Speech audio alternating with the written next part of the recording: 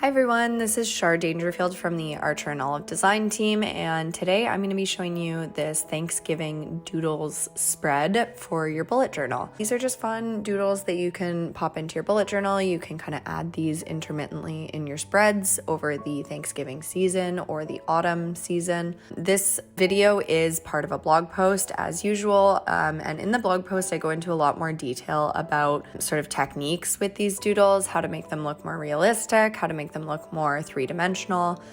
So be sure to click the link in the description to check that out. I talk a lot in that blog post about layering colors. Here I'm using the calligraphs from Archer and Olive, and really just building depth with the color and form rather than relying on line.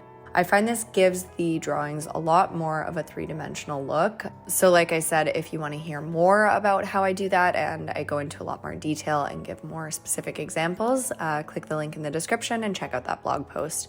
I have also turned these doodles into a printable, so if maybe drawing is not so much your thing, but you love to color, you can download that free printable through the blog post as well, so be sure to check that out. Other than that, I will see you guys next time.